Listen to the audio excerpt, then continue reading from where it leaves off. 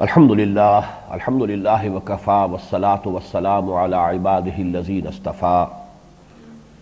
خصوصاً علی افضلہم وخاتم النبیین محمد الامین وعلی آلہ وصحبہ اجمعین اما بعد فقد قال اللہ تبارک وتعالی کما ورد فی سورۃ التوبہ اعوذ باللہ من الشیطان الرجیم براءۃ من اللہ ورسولہ الی الذین عاہدتم من المشرکین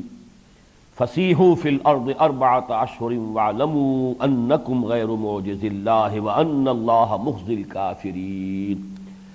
الی قولہ تعالی ان عدۃ الشہور عند اللہ اثنا عشر شہرا فی کتاب اللہ یوم خلق السماوات والارض منها اربعۃ حرم ذلک الدین القیم فلا تظلموا فيهن انفسكم وقاتلوا المشركين كافة كما يقاتلونكم كافة واعلموا ان الله مع المتقين صدق الله العظيم رب اشرح لي صدري ويسر لي امري واحلل عقدة من لساني يفقهوا قولي اللهم ربنا الهمنا رشدنا واعذنا من شرور انفسنا اللهم ارنا الحق حقا وارزقنا اتباعه وارنا الباطل باطلا وارزقنا اجتنابه اللهم ربنا زدنا ایمانا وهدى وعلما نافعا وعملا صالحا متقبلا آمین یا رب العالمین۔ مطالعہ قرآن حکیم کے جس منتخب نصاب کا درس ان مجالس میں ہو رہا ہے اس کے حصہ پنجم کا، جیسا کہ اس سے قبل عرض کیا جا چکا ہے، ایک اضافی درس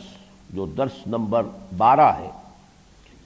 یہ سورہ توبہ کے پہلے رکوع پر مشتمل ہے جس کی کل آیات 6 ہیں۔ مزید اس درس میں اسی سورہ مبارکہ کے چوتھے رکوع کی ایک آیت یعنی آیت نمبر 28 اور پانچویں رکوع کی ایک آیت آیت نمبر 36 کا اضافہ کیا گیا ہے۔ جیسے کہ پہلے عرض کیا جا چکا ہے، یہ در حقیقت نبی اکرم صلی اللہ علیہ وسلم کے مقصد بعثت کی تکمیلی اقدامات پر مشتمل ہیں یہ آیات مبارکہ، یعنی جزیرہ نماء عرب میں آپ کی جو بعثت خصوصی تھی الی بنی اسرائیل الی بنی اسماعیل اور جو بھی مشرکین عرب تھے ان کے تابع ہونے کی حیثیت سے ان کی جانب آپ کو بالخصوص مبعوث کیا گیا۔ سورہ جمعہ کی آیت نمبر 2 جو ہے اس کو ذہن میں لے آئیے، هو الذی بعث فی الامیین رسولا منہم یتلو علیہم آیاتہ ویزکیہم ویعلمہم الکتاب والحکمہ۔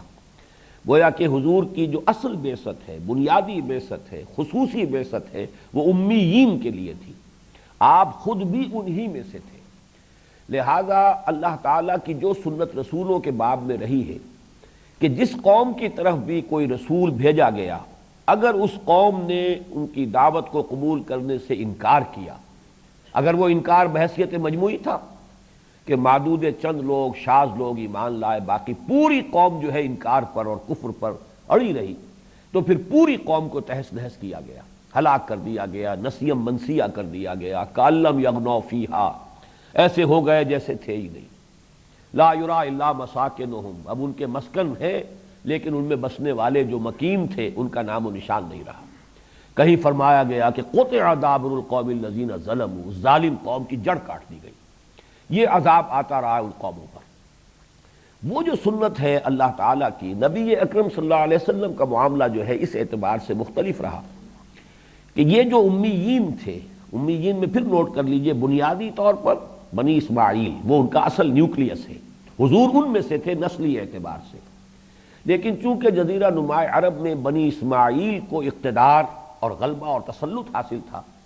تو اہل کتاب کو چھوڑتے ہوئے یہود اور نصارہ جو بھی جزیرہ نماء عرب میں آباد تھے ان کے معاملے کو علیحدہ رکھتے ہوئے بقیہ تمام مشرکین جو تھے عرب کے، چونکہ وہ خانہ کعبہ کو اپنا مرکز تسلیم کرتے تھے اور اس کے متولی ہونے کی حیثیت سے قریش کی سیادت کو قبول کیے ہوئے تھے، لہذا وہ بھی بنی اسماعیل کے ساتھ طبعاً شامل ہیں۔ اب اس قوم کا معاملہ یہ رہا ہے خاص طور پر بنی اسماعیل کا کہ مکے والوں نے اگرچہ جب تک ہجرت ہوئی ہے ان کی اکثریت نے ایمان قبول نہیں کیا، لیکن بہرحال ایک اچھی بھلی تعداد کے اندر لگ بھگ 200-250 افراد تو وہ تھے کہ جو حضور صلی اللہ علیہ وسلم کے ساتھ ہجرت کر کے مدینے پہنچے۔ اتنی بڑی جمعیت جو ہے جو کہ پھر کفایت کر رہی ہے کہ انہوں نے جو اقدام کیے ہیں، بعد میں آپ کو معلوم ہے تفصیل سے یہ بات سامنے آ چکی ہے پچھلے دروس میں، کہ 6 مہینے کے بعد سے جو آپ نے اقدام شروع کیا ہے قریش مکہ کے خلاف، اور جتنی بھی مہمات بھیجی ہیں، 8 مہمیں بدر سے پہلے جن میں سے 4 میں آپ خود بھی شریک رہے، اس لیے وہ غزوات کہلاتے ہیں، 4 جن میں آپ نہیں تشریف لے گئے، صرف آپ نے مہمیں بھیجی، وہ سرایا کہلاتے ہیں۔ یہ سب کے سب صرف مہاجرین پر مشتمل تھی یہ مہمات، کسی انصاری کو اس میں شریک نہیں کیا گیا۔ یعنی مکے نے اتنی تعداد میں اہل ایمان بہرحال عطا کیے محمد الرسول اللہ صلی اللہ علیہ وسلم کو، کہ آپ کفار کے خلاف جب آپ نے اقدام کیا ہے، آپ کی جو انقلابی جدوجہد جب اقدام کے مرحلے میں آئی ہے، تو اس کے لیے وہ نفری کفایت کر رہی تھی کہ جو مکے ہی سے اہل ایمان کی آپ کے ساتھ ہجرت کر کے مدینے آئی۔ اس حوالے سے اس نوع کے عذاب کا سوال نہیں، البتہ چونکہ اہل مکہ کی بڑی تعداد جو ہے کفر پر اڑی رہی، اور خاص طور پر ان کے بڑے بڑے سردار، لہذا ان پر عذاب جو آیا ہے ذرا مختلف شکل میں آیا۔ پہلی قسط اس کی جو ہے، اور بہت بڑی قسط تھی، اس میں کوئی شک نہیں، کہ بڑے وہ تنتنے کے ساتھ اور دبدبے کے ساتھ اور بڑے اعتماد کے ساتھ یہ کہتے ہوئے آئے تھے کہ یوم الفرقان ہے یہ، اب جو جنگ ہوگی معلوم ہو جائے گا کون حق پر ہے کون باطل پر ہے، اس لیے کہ انہیں یقین تھا کہ مسلمانوں کی طاقت اتنی ہے ہی نہیں۔ 1000 کا لشکر لے کر وہ نکلے تھے بدر کے لیے، اور وہ پورے کیل کانٹے سے لیس تھے، انہیں یقین تھا اپنی فتح کا، اسی لیے انہوں نے تو دعائیں مانگی تھی، اللہم اقطعنا للرحم فائن الغدات، این بدر میں دعا مانگی ہے یہ ابو جہل نے، اے اللہ جس نے ہمارے رحمی رشتے قطع کر دیے۔ یہ جرم سمجھا گیا حضور کا صلی اللہ علیہ وسلم کہ محمد نے آ کر بھائی کو بھائی سے لڑا دیا ہے، باپ کو بیٹے سے جدا کر دیا ہے، بیوی کو شوہر سے جدا کر دیا ہے، ہمارے رحمی رشتے کاٹ دیے۔ اقطعنا للرحم، جو ہمارے رحمی رشتوں کا سب سے بڑھ کر قطع کرنے والا ہے، اے اللہ کل اسے رسوا کر دیجیے، فائن الغدات، اس کو رسوا کر دے، ذلیل کر دے کل، یہ دعا مانگی اس نے۔ لیکن یہ کہ بہرحال وہ یوم الفرقان ثابت ہوا، اور 70 ان کے بڑے بڑے چودھری اور بڑے بڑے سردار جو ہیں بدر میں کھیت رہے۔ تفصیل سے ہم اس پر مطالعہ کر چکے ہیں کہ اس میں اللہ تعالیٰ کی معجزانہ مدد شامل تھی، فرشتوں کی مدد تھی، اس کی تفاصیل بھی ہم دیکھ چکے ہیں، غزوہ بدر پر ہمارا ایک مکمل درس تھا۔ اس وقت صرف حوالہ دے رہا ہوں کہ یہ اصل میں اس سزا کی جو اللہ کی طرف سے آتی ہے، اس سزا کی پہلی قسط تھی۔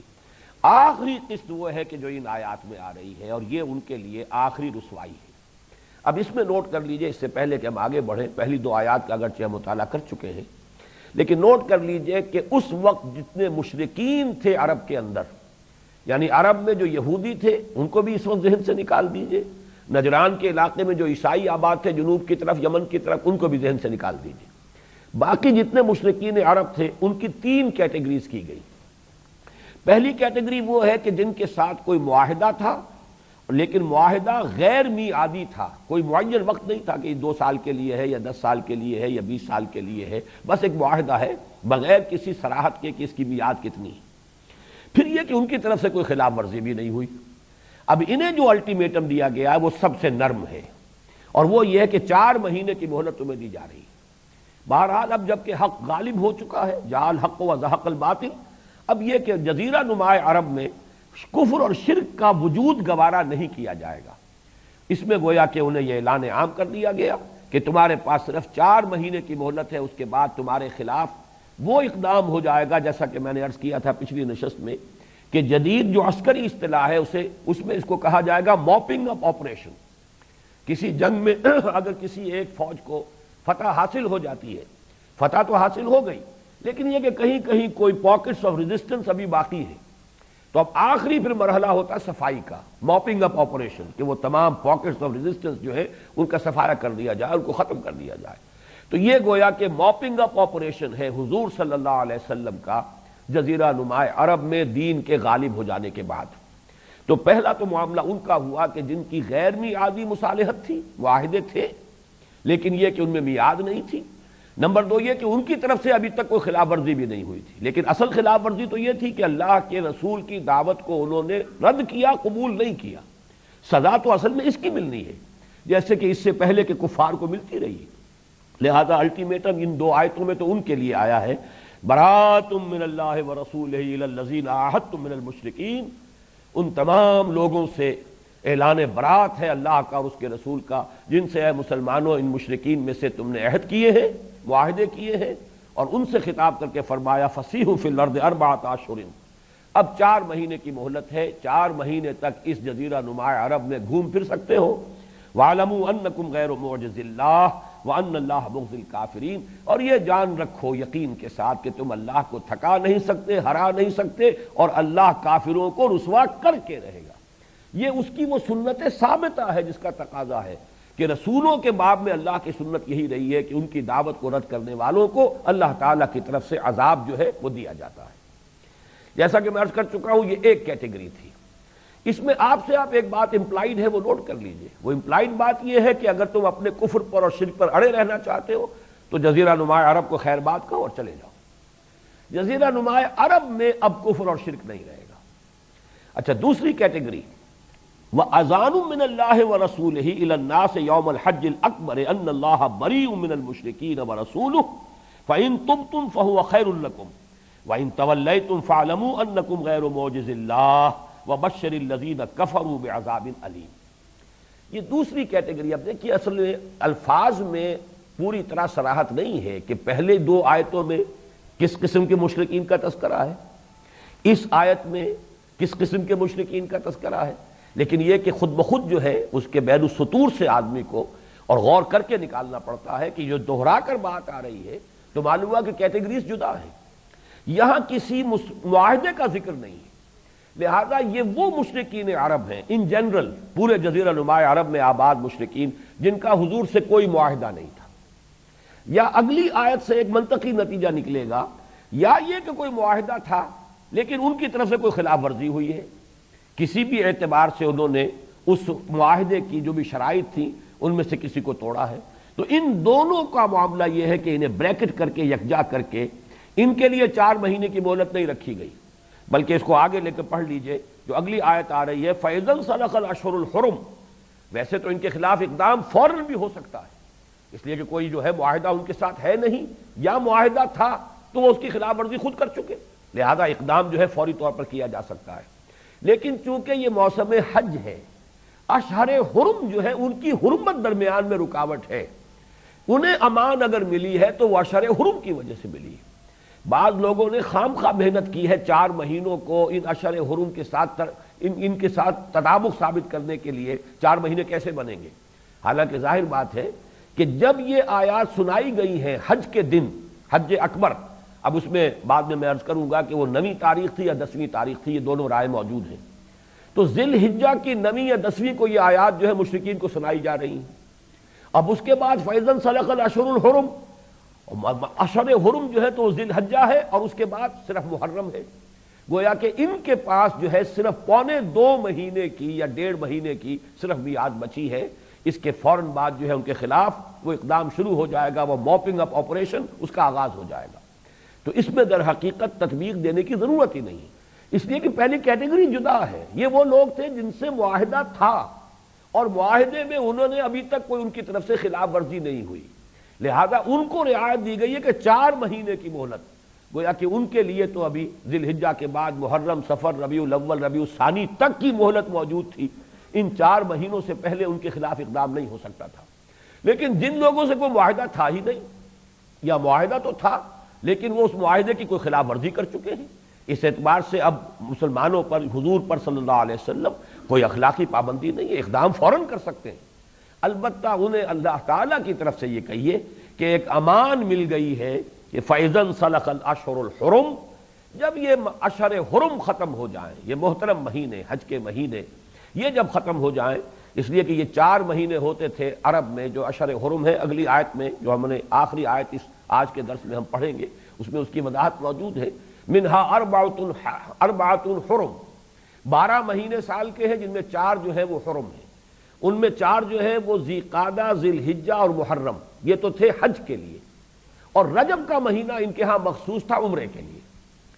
ظاہر بات ہے کہ حج ہوتا ہے ذی الحجہ میں، تو 1 مہینہ اس سے پہلے، تاکہ جو لوگ آ رہے ہیں دور دراز سے چل کر آ رہے ہیں، 1 مہینہ انہیں امان رہے، وہ حج کے لیے آ رہے ہیں، ان کے اوپر کوئی حملہ نہ ہو، پھر وہ واپس جائیں گے حج کے بعد۔ تو گویا کہ ذی قعدہ، ذی الحجہ اور محرم 3 مہینے تھے کہ جو مسلسل تھے اشہر حرم میں، اور 4تھا مہینہ پھر جو ان کے ہاں عمرے کے لیے مخصوص تھا وہ رجب کا مہینہ تھا۔ یہ کل 4 مہینے اشہر حرم تھے، تو گویا کہ اس طرح اللہ تعالیٰ کی طرف سے انہیں ایک امان مل گئی ہے، اگرچہ وہ اس امان کے مستحق نہیں ہے، نہ ان سے کوئی معاہدہ تھا، یا تھا تو وہ اس معاہدے کی خلاف ورزی کر کے گویا کہ سزا کے مستحق ہو چکے ہیں، اس کے باوجود انہیں ایک مہلت دی گئی، اور وہ مہلت ہے اشہر حرم کی وجہ سے۔ البتہ اس میں اس درمیانی آیت میں ایک استثناء کیا گیا، یہ تیسری کیٹیگری ہے، الا الذین عاہدتم من المشرکین، سوائے ان کے، یہ تیسری کیٹیگری ہے جن سے تم نے مشرکین میں سے وہ لوگ جن سے تم نے معاہدہ کیا، ثم لم ينقصوکم شیئا، پھر یہ کہ انہوں نے اس میں کوئی کمی نہیں کی، کوئی ان کی طرف سے خلاف ورزی نہیں ہوئی، کوئی انہوں نے معاہدے کی کسی شق کو توڑا نہیں، وَلَمْ يُظَاهِرُوا عَلَيْكُمْ أَحَدًا، اور نہ ہی تمہارے خلاف کسی کے ساتھ کسی کی مدد کی، کسی کے ساتھ گٹھ جوڑ کیا، تمہارے خلاف جو ہے کسی سازش میں شریک ہوئے۔ یہ وہی لفظ مظاہرہ پھر آ گیا ہے، مظاہرہ کہتے ہیں ظہر، کمر کو پیٹھ سے پیٹھ جوڑ لینا کسی خاص مقصد کے لیے۔ عام طور پر پچھلے زمانے میں جنگیں جو ہوتی تھی، اگر کہیں چند آدمی اگر نرجے میں آ گئے بہت بڑے کسی لشکر کے یا بڑی جمعیت کے، تو پھر وہ پیٹھ سے پیٹھ جوڑ کر کھڑے ہوتے تھے تاکہ پشت دونوں کی محفوظ رہے اور وہ سامنے سے مقابلہ جو ہے دونوں طرف کر سکے۔ 4 آدمی ہیں تو اسی طرح کھڑے ہو جائیں گے کہ چاروں 4 اطراف کو فیس کریں گے، اور ان کی پشتیں جو ہے گویا کے درمیان میں جڑی ہوئی ہوں گی، تاکہ وہ پشت کی جانب سے ہر ایک ان میں سے اپنے آپ کو محفوظ سمجھتے ہوئے ساری توجہ جو ہے وہ سامنے کی طرف مبذول کر سکے۔ یہاں سے لفظ مظاہرہ بنا ہے، یعنی مظاہرہ ہے کسی مقصد کے لیے جس کو ہم کہتے ہیں کہ ہاتھ ملانا، ہاتھ جوڑنا، اپنی ہمتوں کو جمع کر لینا، لیکن یہاں پر پشت سے ہے، پشتیں جوڑ لینا، کمریں جوڑ لینا اپنی کسی مقصد کے لیے۔ تو فرمایا پھر وہ لوگ الا الذین عاہدتم، سوائے ان کے، ان مشرکین کے کہ جن سے تم نے معاہدہ کیا، ثم لم ينقصوکم شیئا، پھر انہوں نے تمہارے ساتھ جو شرائط طے کی تھیں ان میں سے قطعاً کوئی چیز کم نہیں کی، نقص، کمی، ثم لم ينقصوکم، کوئی شے تمہارے معاملے میں، تمہاری شرائط میں انہوں نے کمی نہیں کی، وَلَمْ يُظَاهِرُوا عَلَيْكُمْ أَحَدًا، نہ ہی تمہارے خلاف کسی کے ساتھ گٹھ جوڑ کیا، فَأَتِمُّوا إِلَيْهِمْ عَهْدَهُمْ، تو ان کا معاہدہ جو ہے چونکہ یہ ٹائمڈ ہے، میعادی ہے، لہذا اس کا اتمام کرو۔ ہو سکتا ہے وہ 6 مہینے کا ہو سکتا ہے وہ 2 سال کا ہو سکتا ہے اس سے زیادہ کا ہو، لیکن بہرحال یہ 3rd کیٹیگری ہے کہ جو بھی معاہدہ ہے کہ جو میعادی ہے، اس لیے کہ یہاں پر معین ہو گیا الی مدتہم، عہدہم الی مدتہم، تو معلوم ہوا کہ یہ معاہدہ وہ ہے کہ جس میں مدت بھی معین ہے، تو جو بھی مدت معین ہے اس کا اتمام ہوگا، اور جیسے ہی وہ مدت ختم ہوگی اس کے بعد وہ الٹیمیٹم ان کے اوپر بھی اپلیکیبل ہو جائے گا۔ تو یہ 3 کیٹیگریز ہیں، تمام مشرکین عرب کو 3 حصوں میں تقسیم کر کے، اور ہر ایک کے ساتھ معاملہ تو ایک ہی ہے، اعلان جنگ ہے، سیدھی سیدھی بات ہے، یا ایمان لاؤ اسلام میں داخل ہو جاؤ، اور ورنہ پھر یہ ہے کہ تمہارے خلاف فیصلہ کن اقدام ہوگا۔ بس صرف فرق یہ ہے کہ جن سے کوئی معاہدہ نہیں، یا جنہوں نے معاہدہ تو کیا تھا لیکن خلاف ورزی کی ہے، ان کے لیے کسی مہلت کی ضرورت نہیں، البتہ اشہر حرم جو ہے وہ درمیان میں حائل ہیں، لہذا صرف اتنی انہیں مہلت مل گئی اللہ کی طرف سے کہ یہ محترم مہینے جب تک ہیں ان کے لیے عافیت ہے، اس کے بعد ان کے خلاف اقدام ہو جائے گا۔ وہ لوگ کہ جن سے کوئی غیر میعادی معاہدہ تھا اور ان کی طرف سے کوئی خلاف ورزی نہیں ہوئی، ان کے بارے میں فرما دیا گیا 4 مہینے کی مہلت ہے، گویا کہ ان کا معاملہ ذی الحجہ سے پھر محرم، صفر، ربیع الاول تک چلا جائے گا۔ اور تیسرے وہ ہے کہ جنہوں نے معاہدہ کیا کسی مدت تک کے لیے اور پھر اس میں خلاف ورزی کی، ان کا معاملہ، ان خلاف ورزی نہیں کی کہ کوئی کمی نہیں کی اور کہیں بھی کسی گٹھ جوڑ میں شامل نہیں ہوئے حضور کے اور مسلمانوں کے خلاف، ان کی جو بھی مدت معاہدہ ہے وہ پوری کی جائے گی۔ اب اس کے بعد فرمایا جو مستثنیٰ تھا، ان اللہ یحب المتقین، جب تم نے کیا ہے معاہدہ اور معاہدہ بھی کیا ایک مدت معین کے لیے، ان کی طرف سے کوئی خلاف ورزی بھی نہیں ہوئی ہے، تو ایسے لوگوں کے لیے پھر وہ جو معاہدے کی پوری مدت ہے مکمل کرنی چاہیے، یہی تقویٰ کا تقاضا ہے۔ ان اللہ یحب المتقین، اور اللہ تعالیٰ یقیناً متقیوں ہی کو پسند کرتا ہے۔ فَإِذَا انسَلَخَ الْأَشْهُرُ الْحُرُمُ، اب یہ ہے سخت ترین الفاظ جو آئے ہیں قرآن مجید میں، وہ یہ ہے، اس سے زیادہ جو ہے، اسی لیے اس سورہ مبارکہ کے بارے میں کہا جاتا ہے کہ اس کے شروع میں جو بسم اللہ نہیں لکھی گئی، میں نے دونوں نشستوں میں جن آیات کی تلاوت کی ہے تو میں نے بسم اللہ نہیں پڑھی درمیان میں، اعوذ باللہ تعوذ کے فوراً بعد جو ہے اس کو شروع کر دیا ہے۔ اگرچہ درمیان میں سے کبھی تلاوت اگر کی جائے تو اس میں آیت بسم اللہ کا پڑھنے کی گنجائش ہے، اس کی اجازت ہے فقہا کی طرف سے، لیکن ابتدا میں آیت بسم اللہ نہیں پڑھی جائے گی۔ اور حضرت علی نے جو اس کی توجیہ کی ہے وہ یہی ہے کہ یہ سورت تو تلوار ہاتھ میں لے کر نازل ہوئی ہے، اور بسم اللہ میں اللہ تعالیٰ کے دو نام ہیں جو رحمت سے ماخوذ ہے، الرحمن الرحیم، یہ جو ہے اللہ تعالیٰ کی وہ جو سزا والی شان ہے اس کے ساتھ نازل ہوئی ہے، اللہ کے عذاب کے ساتھ، گویا کہ یہ نازل ہوئی ہے ہاتھ میں تلوار لے کر، اس حوالے سے اس میں آغاز میں بسم اللہ نہیں ہے۔ تو یہ سخت ترین الفاظ ہیں جن پر بہت سے لوگ اعتراض بھی کر سکتے ہیں، لیکن جیسا کہ میں نے عرض کیا، اس کو اگر جو پورا فلسفہ رسالت ہے قرآن مجید کا اس کے بیک گراؤنڈ میں رکھ کر دیکھا جائے، پوری قومیں بھی تہس نہس کی گئی کہ نہیں گئی؟ فرق صرف یہی ہے کہ یہاں مسلمانوں کی تلواروں کے ذریعے سے، وہاں اللہ تعالیٰ کی طرف سے براہ راست ان کو ختم کیا گیا۔ پوری قوم نوح غرق کی گئی، پوری قوم ہود تباہ و برباد کر دی گئی، نام و نشان مٹا دیا گیا، پوری قوم صالح جو ہے ہلاک کر دی گئی، لا یرا الا مساکنہم، آج بھی جائیے ان کے مسکن جو ہے وہ جو پہاڑوں کے اندر کھود کھود کر انہوں نے مکان بنائے تھے آج بھی نظر آ رہے ہیں، لیکن کوئی نام و نشان نہیں رہا۔ اسی طرح وہ دو بستیاں جو تھیں سدوم اور عامورہ کی بستیاں، نام و نشان مٹ گیا، ایسا اٹھا کر پٹخا ہے ان کو زمین پر، اور پھر پتھروں کی بارش ہوئی، پہلے الٹ دی گئی اور پھر اس کے بعد یہ کہ پتھروں کی بارش ہوئی، نام و نشان مٹ گیا،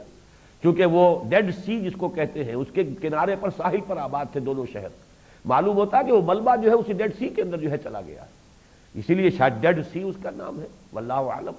کہ وہ تو در حقیقت بحیرہ مردار اس کا نام ہی رکھا گیا ہے۔ تو یہ قومیں تہس نہس ہوئی اللہ تعالیٰ کے عذاب سے، فرق صرف یہ ہے کہ یہاں وہ عذاب مسلمانوں کے ذریعے سے آ رہا تھا، جیسے کہ ہم نے پچھلے درس میں پڑھا تھا کہ اہل ایمان سے کہا گیا کہ اے مسلمانوں تم ان منافقین کو جواب دو، وَنَحْنُ نَتَرَبَّصُ بِكُمْ، ہم منتظر ہیں کہ اللہ تعالیٰ تم پر کوئی عذاب نازل کرے اے منافقو، یا خود اپنے پاس سے، او بِأَيْدِينَا، یا ہمارے ہاتھوں تمہیں کوئی عذاب پہنچائے، یعنی ہو سکتا ہے اللہ تعالیٰ کی طرف سے اجازت مل جائے کہ ہم تمہارے خلاف اقدام کریں۔ منافقین کے خلاف چونکہ قتال نہیں ہوا، جہاد کا لفظ تو دو جگہ آیا ہے قرآن مجید میں منافقین کے ساتھ بھی، یا ایھا النبی جاہد الکفار والمنافقین واغلظ علیہم ومأواہم جہنم وبئس المصیر،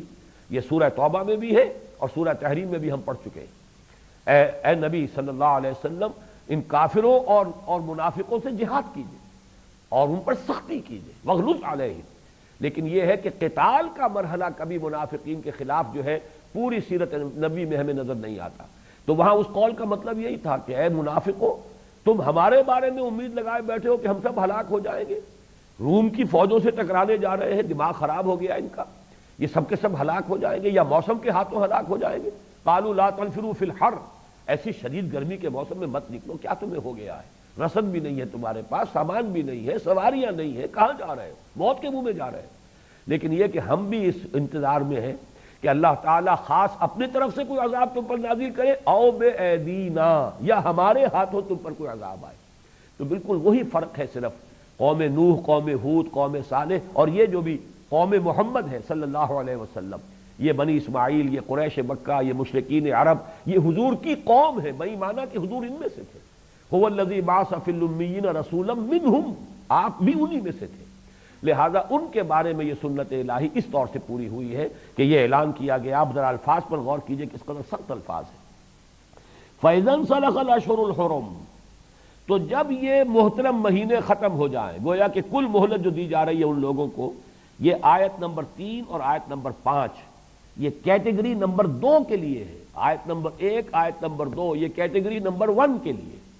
کیٹیگری نمبر 1 پھر تازہ کر دیجئے، جن سے معاہدہ تھا لیکن میعادی نہیں تھا، اور جن لوگوں نے کوئی اپنے معاہدے کے اندر کوئی خلاف ورزی نہیں کی،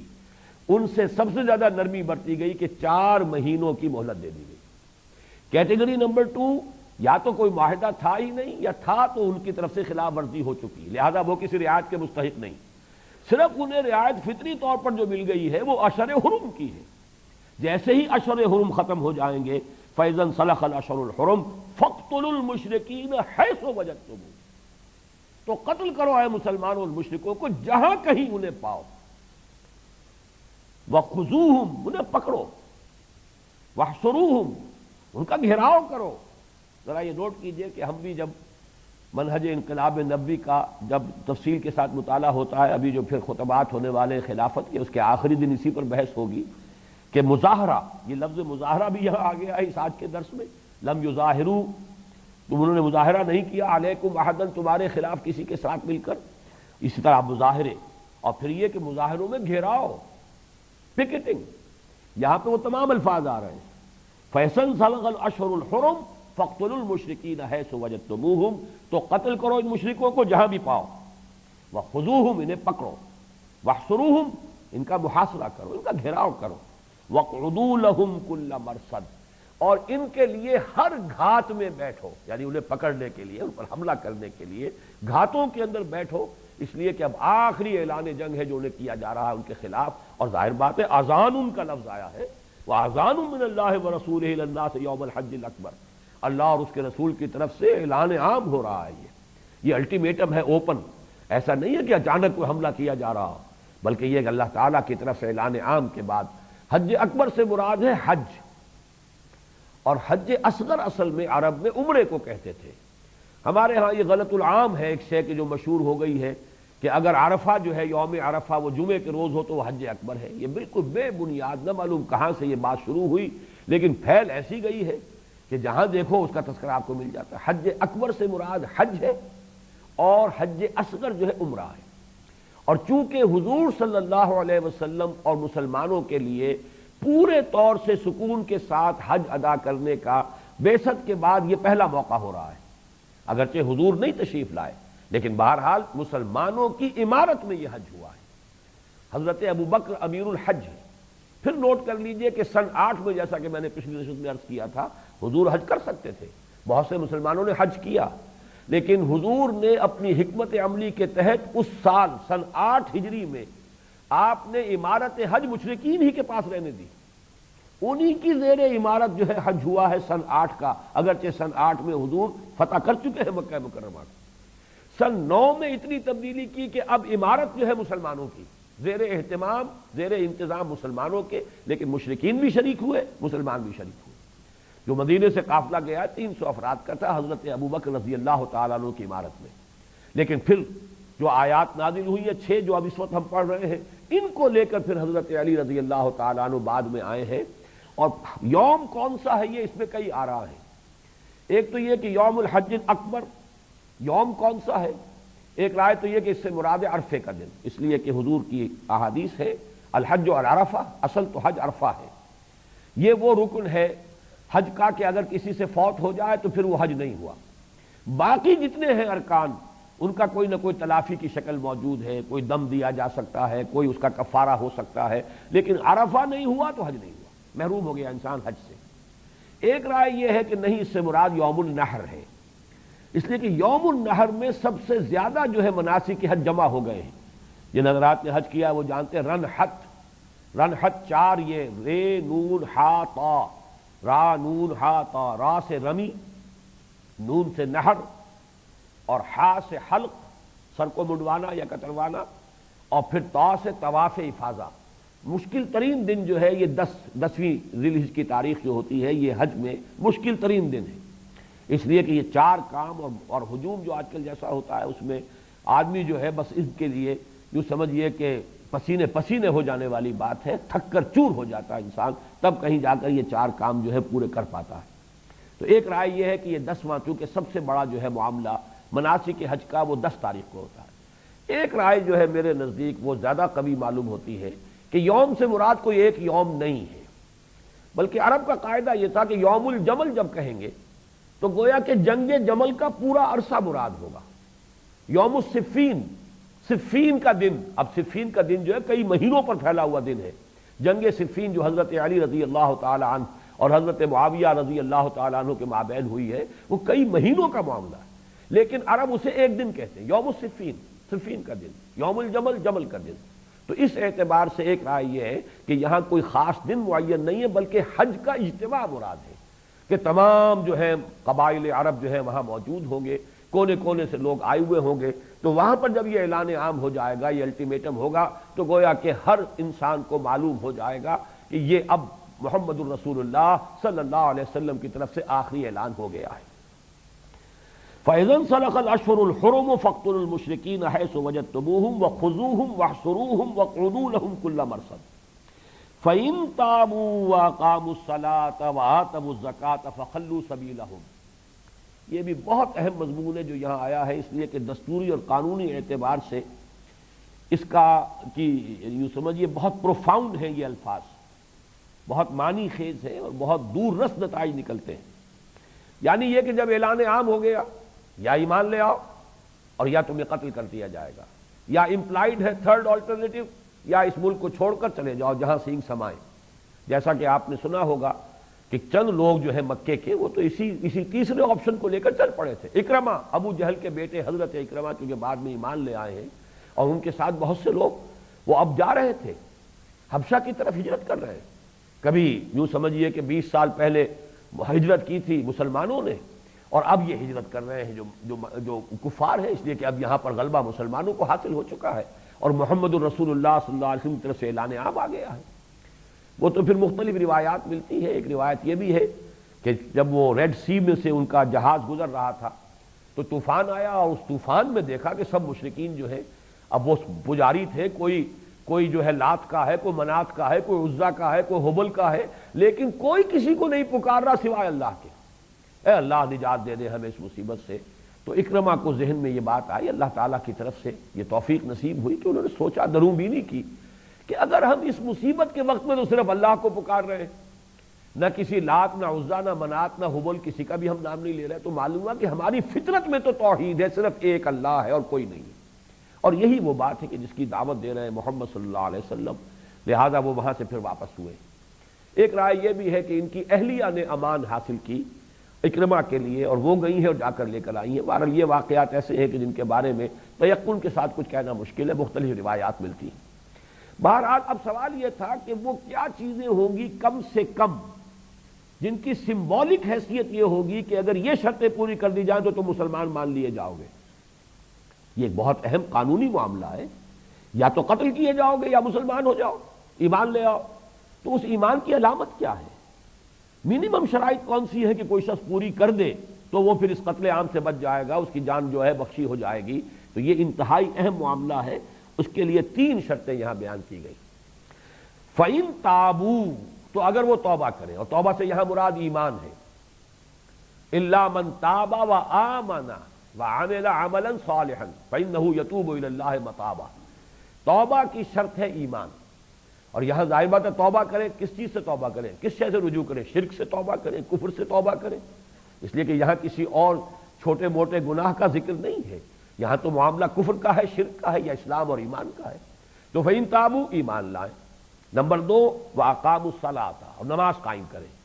وَآتَوُا الزَّکَاةَ، اور زکوٰۃ ادا کریں۔ گویا کہ یہ 3 ہیں منیمم شرائط جن سے کم تر پر صلح نہیں ہو سکتی، جن سے کم پر کسی مسلمان کو مسلمان تسلیم نہیں کیا جا سکتا۔ اس لیے کہ ان کی اہمیت یہ ہے کہ حضرت معاذ بن جبل رضی اللہ تعالیٰ عنہ کی بڑی طویل روایت جو یہاں ہم نے پڑھی بھی ہے، اس کا لفظ برس مطالعہ کیا تھا، اس میں بھی یہی الفاظ آئے تھے کہ مجھے حکم ہوا تھا امرت ان اقاتل الناس حتی یشہدوا ان لا الہ الا اللہ وانی رسول اللہ ویقیموا الصلاۃ ویؤتوا الزکاۃ فاذا فعلوا ذلک اعتصموا وعصموا منی دماءهم واموالهم وحسابهم علی اللہ عز وجل۔ یہ حضور نے انیشیٹ کر دیا، مجھے حکم دیا گیا ہے کہ میں لوگوں سے جنگ جاری رکھوں یہاں تک کہ وہ کلمہ شہادت ادا کریں، گواہی دیں کہ اللہ کے سوا کوئی معبود نہیں، وہ تنہا ہے، اس کے ساتھ کوئی شریک نہیں، اور یہ کہ میں اس کا رسول ہوں۔ نمبر 1، نماز قائم کریں اور زکوٰۃ ادا کریں۔ جب وہ یہ کر دیں گے تو وہ بچ گئے اور انہوں نے اپنی جانیں اور مال محفوظ کر لیے، اب ان کے خلاف کوئی اقدام نہیں ہوگا۔ الا بحقھا، الا بحق الاسلام، الا یہ کہ اسلام کے قانون کی زد میں کہیں کوئی شے آ جائے، چوری کرے گا تو ہاتھ کٹ جائے گا، یہ دوسری بات ہے۔ یہ نہیں ہے کہ ہمیشہ کے لیے اسے جو ہے پروانہ مل گیا ہے کہ اس کے جسم اور مال پر کوئی اور اسی طرح کا جرم کرے گا تاوان دینا پڑ جائے گا، مال پر بھی اور جان پر بھی۔ اگر زنا کرے گا شادی شدہ ہوتے ہوئے رجم کر دیا جائے گا، لیکن وہ ہے قانون کی الا بحق الاسلام، لیکن محض کافر ہونے یا غیر مسلم ہونے کی بنا پر قتل نہیں کیا جائے گا۔ 3 شرطیں پوری کر دیں، کلمہ شہادت، نماز اور زکوٰۃ۔ جب یہ کر دیں گے فَإِذَا فَعَلُوا ذَلِكَ اعْتَصَمُوا وَعَصَمُوا مِنِّي دِمَاءَهُمْ وَأَمْوَالَهُمْ، تو اب انہوں نے اپنے آپ کو محفوظ کر لیا، اپنی جانیں اور مال مجھ سے انہوں نے بچا لی، مجھ سے محفوظ کر لی، الا بحق الاسلام۔ وَحِسَابُهُ عَلَى اللَّهِ، حسابهم عَلَى اللَّهِ عَزَّ وَجَلَّ۔ باقی یہ کہ وہ کلمہ شہادت دل سے پڑھ رہے ہیں یا جھوٹ موٹ کو پڑھ رہے ہیں، ایمان جو ہے واقعتاً صدق دل سے لا رہے ہیں یا منافقانہ لا رہے ہیں، اس کا حساب میرے ذمے نہیں ہے۔ یہ حساب اللہ کے ذمے ہے، اس کا حساب اللہ لے گا۔ دنیا میں معاملہ یہ ہے کہ یہ 3 شرطیں پوری ہو جائیں گی تو ہم انہیں دنیا میں ایک مسلمان کی حیثیت سے تسلیم کر لیں گے۔ چنانچہ اسی پر بیس کیا تھا حضرت ابو بکر رضی اللہ تعالی عنہ نے اپنا وہ تاریخ ساز فیصلہ کہ مانعین زکوٰۃ کے خلاف میں جنگ کروں گا،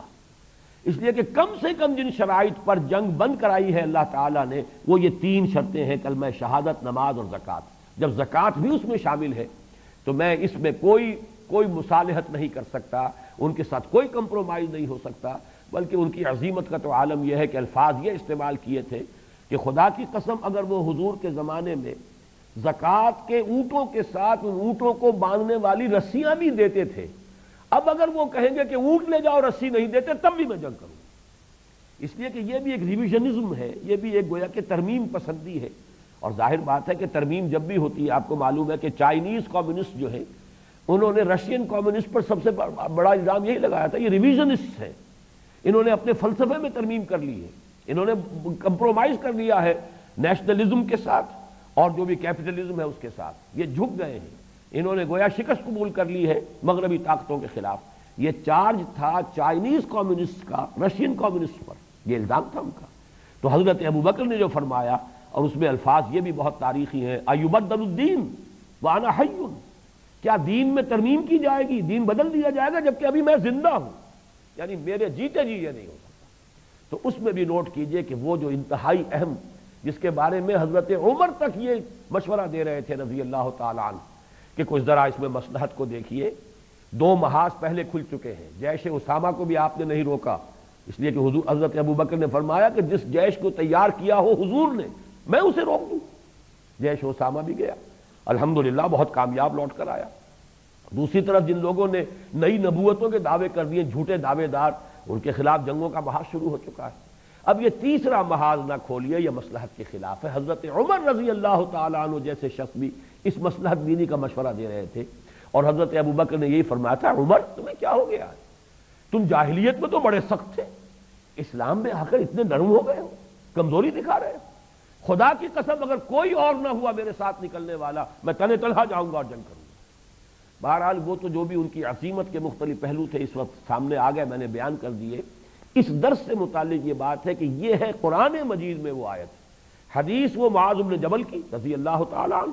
اور قرآن کا مقام یہ ہے فَإِن تَابُوا وَأَقَامُوا الصَّلَاةَ وَآتَوُا الزَّكَاةَ فَخَلُّوا سَبِيلَهُمْ، تو پھر ان کا راستہ چھوڑ دو، پھر ان کے جان کے درپے ہونے کی ضرورت نہیں، اب وہ مسلمان ہو گئے، ان کو تسلیم کر لو گے، وہ مسلمان ہو گئے۔ ان اللہ غفور الرحیم، یقیناً اللہ تعالیٰ غفور ہے، رحیم ہے، بخشنے والا، رحم فرمانے والا۔ وَإِنْ أَحَدٌ مِّنَ الْمُشْرِكِينَ، دیکھیے کس قدر باریک بینی کے ساتھ یہ احکام دیے جا رہے ہیں ان 6 آیات میں۔ وَإِنْ أَحَدٌ مِّنَ الْمُشْرِكِينَ اسْتَجَارَكَ، اور اگر مشرکین میں سے کوئی اے نبی آپ سے پناہ طلب کرے، اتنا بڑا الٹیمیٹم ہے، یا ایمان لاؤ یا یہ کہ تمہارے خلاف جو ہے وہ اقدام ہوگا اور قتل کر دیے جاؤ گے، تو ہو سکتا ہے کوئی مشرک کہتا ہے کہ مجھے تو پتہ ہی نہیں آپ کی دعوت کیا ہے، ایمان سے مراد کیا ہے، کس چیز کی آپ تعلیم دیتے ہیں، اب عرب کا کتنا بڑا علاقہ ہے، کوئی شخص ہو سکتا ہے کہ اب وہ سوچنے پر مجبور ہو جائے کہ مجھے معلوم تو ہو کہ مجھے کیا ماننا ہے، اور اس کے لیے وہ آپ کے پاس آئے اور آپ سے امان طلب کرے۔ تو فرمایا کہ وَإِنْ أَحَدٌ مِّنَ الْمُشْرِكِينَ اسْتَجَارَكَ، اگر مشرکین میں سے کوئی آپ سے امان کا طالب ہو فاجر ہو تو اسے امان دیجئے، حتیٰ یسمع کلام اللہ، یہاں تک کہ وہ اللہ کا کلام سن لے، جو بھی اللہ کا کلام ہے اس کو سنایا جائے، پڑھایا جائے، سمجھایا جائے، دین کیا ہے اس کی تعلیم دی جائے، اس کے تقاضے کیا ہیں، فرائض کیا ہیں، کم سے کم کیا پابندیاں ہیں جو مسلمان کی حیثیت سے تمہیں قبول کرنی ہوگی۔ ثم ابلغہ مأمنہ، پھر اسے پہنچا دو اس کے امن کی جگہ پر، یعنی یہ نہیں کہ اسی وقت کہو گے اب بولو ایمان لاتے ہو کہ نہیں لاتے، اگر نہیں لاتے ہو تو یہی گردن اڑا دی جائے گی، نہیں، دیکھیے یہ تو پھر اس امان کے خلاف ہے، پھر جو اس کی جگہ ہے امن کی وہاں واپس پہنچا دو۔ ثم ابلغہ مأمنہ، وہاں جا کر اب وہ سوچے غور کرے، پھر جو فیصلہ اسے کرنا ہو، ایمان لائے ایمان لے آئے، ایمان لانے کا فیصلہ کرتا ہے، نہیں لاتا تو پھر ظاہر بات ہے جو بھی الٹیمیٹم ہے اس کی زد میں آ جائے گا۔ ذالک بانہم قوم لا یعلمون، یہ نرمی تو ان کے ساتھ کرنی ہوگی اس لیے کہ یہ وہ لوگ ہیں جنہیں علم نہیں ہے، یہ جانتے نہیں ہیں، لہذا کم سے کم یہ رعایت اور یہ نرمی ان کے ساتھ کی جائے کہ فوری طور پر سوال نہ کیا جائے کہ اب ایمان لا رہے ہو یا نہیں، بلکہ یہ کہ اس کے بعد انہیں ان کے امن کی جگہ پر پہنچا دیا۔ مامن، یہ امن کی جگہ، یہ جو ہے اس میں ظرف ہے، امن کی جو ایمان کی بحث ہماری ہوتی ہے اس میں اس کا حوالہ آیا کرتا ہے۔ اب دو آیتیں اور، وقت بہت کم رہ گیا ہے، لیکن یہ کہ اسی مضمون کے ساتھ یہ آیتیں بھی ہیں جو چوتھے اور پانچویں رکوع میں آئی ہیں۔ ویسے تو یہ کہ اس رکوع کا کافی بڑا حصہ ہمیں اگلے سبق میں پڑھنا ہے، اس لیے کہ اس کے بعد جو آخری سبق ہوگا اس پانچویں حصے کا اس منتخب نصاب کے، وہ ہے کہ اب ابدی چارٹر حضور کا کیا ہے اور قرآن کا کیا ہے تا قیام قیامت، کفار کے ساتھ کیا معاملہ ہے جو مسلمانوں کو کرنے کا آخری حکم دیا گیا ہے۔ اس لیے کہ میں نے عرض کیا نا کہ چونکہ یہ تو انٹرم پیریڈ میں درمیانی درجے میں اسٹریٹجک قسم کے اقدامات تھے کہ جو حضور کرتے رہے صلی اللہ علیہ وسلم، صلح بھی ہوئی، صلح مختلف قسم کی ہوئی، مختلف نوعیتوں کی ہوئی، پھر یہ کہ صلح کی کوشش ہو رہی ہے تو حضور نے انکار بھی کیا، یہ مختلف ہے، ہر وقت کی حکمت اور مصلحت کے اعتبار سے کمال تدبر کے ساتھ حضور نے معاملہ کیا ہے۔ لیکن اب اس کے بعد ابدی چارٹر کیا ہے قرآن کا تمام نوع انسانی کے لیے، وہ ہوگا اصل میں جو ہمارا آئندہ ہفتے کو درس ہوگا۔ اس سے پہلے یہ دو آیتیں ضرور پڑھ لیجئے۔ یا ایھا الذین آمنوا انما المشرکون نجس، یہ بھی اسی سن 9 کے حج میں جہاں حضرت علی نے یہ آیات سنائی ہے کھڑے ہو کر، وہیں یہ آیت بھی سنائی گئی اور یہ حکم بھی دے دیا گیا، اہل ایمان یہ مشرک نجس ہیں، ناپاک ہیں، فلا یقرب المسجد الحرام بعد عامہم ھذا، تو اپنے اس سال کے بعد اب وہ مسجد حرام کے قریب نہ آنے پائیں۔ یہ اعلان بھی کر دیا گیا ہے سن 9 میں، اور اس میں مجھے حیرت ہوئی تھی کہ مولانا اصلاحی صاحب کیسے مان رہے ہیں کہ یہ تمام جو 5 رکوع ہیں سن 8 میں نازل ہو گئے۔ سن 8 میں یہ آیت نازل ہوئی ہوتی تو عامہم ھذا سے مراد سن 8 کا حج ہوتا کہ زیادہ سے زیادہ مشرکین کے لیے رعایت ہوتی سن 8 کے حج میں شرکت، ورنہ یہ کہ اس کے بعد سن 9 میں ان کی شرکت کا کوئی سوال ہی نہیں، جبکہ اصل اعلان سن 9 میں ہو رہا ہے۔ تو عامہم ھذا یہ جو سال ہے، اس کے سوا فلا یقرب المسجد الحرام، اب وہ مسجد حرام کے قریب بھی نہ پھٹکنے پائیں۔ وَإِنْ خِفْتُمْ عَيْلَةً، اور اے مسلمانوں اگر تمہیں تک دستی کا خوف ہو، ظاہر بات ہے کہ حاجی آتے تھے تو ان سے آمدنی ہوتی تھی، وہ نذرانے پیش کرتے تھے۔ آج بھی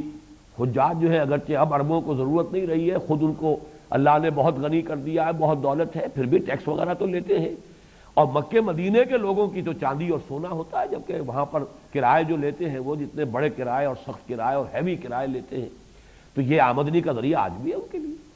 اس اعتبار سے اس وقت تو ظاہر بات ہے کہ حج ہی سب سے بڑا آمدنی کا ذریعہ تھا، وہ تو بے وادن غیر ذی زرع ہے، پیدا تو وہاں کچھ ہوتا ہی نہیں تھا، وہاں کے لوگوں کی آمدنی تھی کیا؟ جو بڑے بڑے رؤوسا تھے ان کا معاملہ تجارت کا تھا، قافلے لے کر جاتے تھے، لیکن غرباء کے لیے تو در حقیقت وہاں واحد ذریعہ آمدنی جو ہے وہ حج ہے۔ قربانی ہو رہی ہے تو اس کے لیے ظاہر بات ہے بھیڑیں بکریاں پال رہے ہیں تو ان کی قیمت اچھی اٹھتی تھی ایام حج میں، موسم حج میں، جب آئیں گے سب لوگ خریدیں گے اس کو کرنے کے لیے قربان۔ اسی طریقے سے قربان کر کے کتنا گوشت کھا جائے گا حاجی، وہ باقی سارا گوشت وہ سکھاتے تھے، سارا سال جو ہے وہ سوکھا گوشت کھاتے تھے۔ یہ منظر تو میں نے خود سن 62 کے حج میں دیکھا ہے، اس طریقے سے لوگ کھڑے ہوتے تھے، خاص طور پر تکرونی جو وہاں پر عرب میں افریقی کچھ لوگ آباد ہیں، غریب لوگ نہایت مفلوق الحال، ایسے جھپٹتے تھے، وہ گوشت جو ہے لے جاتے تھے، گوشت کی ایک بوٹی ضائع نہیں ہوتی تھی۔ اب ذرا معاملہ جو ہے مختلف ہو گیا ہے وہاں۔ بہرحال فرمایا وَإِنْ خِفْتُمْ عَيْلَةً فَسَوْفَ يُغْنِيكُمُ اللَّهُ مِنْ فَضْلِهِ إِنْ شَاءَ، تو ڈرو نہیں، اللہ چاہے گا تو تمہیں غنی کر دے گا، اور ذرائع بہت ہیں، ایک در بند ہوتا ہے اللہ 10 در جو ہے کھول دیتا ہے۔ ایک ذریعہ اگر تمہارا بند ہو جائے گا تو تم یہ نہ سمجھو کہ اللہ کے ہاتھ بند جائیں گے، معاذ اللہ ثم معاذ اللہ، ید اللہ مغلولہ، اللہ کے ہاتھ بند تو نہیں ہے، جیسے کہ یہودیوں نے کہا تھا اللہ کے ہاتھ بل یداہ مبسوطتان ینفق کیف یشاء، اس کے دونوں ہاتھ کھلے ہوئے، جیسے چاہتا خرچ کرتا ہے۔ تو ڈرو نہیں کہ اگر یہ مشرکین پر پابندی لگ جائے گی حج کی تو نفری کم ہوگی حاجیوں کی، تو ہماری آمدنی گھٹ جائے گی۔ وَإِنْ خِفْتُمْ، دیکھیں کس قدر ڈاؤن ٹو دی گراؤنڈ باتیں ہیں، یہ بالکل میٹر آف فیکٹ والا معاملہ جو کہ حقائق ہے، زمینی حقائق، ان سے قرآن مجید بحث کرتا ہے۔ اہل ایمان انما المشرکون نجس، یہ مشرک نجس ہے، ناپاک ہے، فلا یقرب المسجد الحرام بعد عامہم ھذا، تو اس سال کے بعد وہ مسجد حرام کے قریب نہ پھٹکنے پائیں۔ وَإِنْ خِفْتُمْ عَيْلَةً فَسَوْفَ يُغْنِيكُمُ اللَّهُ مِنْ فَضْلِهِ إِنْ شَاءَ، اگر تمہیں کوئی اندیشہ ہے کوئی کچھ افلاس کا تو پھر اللہ تعالیٰ چاہے گا تو تمہیں غنی کر دے گا۔ ان اللہ علیم الحکیم، یقیناً اللہ تعالیٰ سب کچھ جاننے والا اور کمال حکمت والا ہے۔ ایک آیت میں اور پڑھنا چاہتا تھا لیکن وہ ختم ہو گیا ہے۔ بارک اللہ لی ولکم فی القرآن العظیم ونفعنی وایاکم بالآیات والذکر الحکیم۔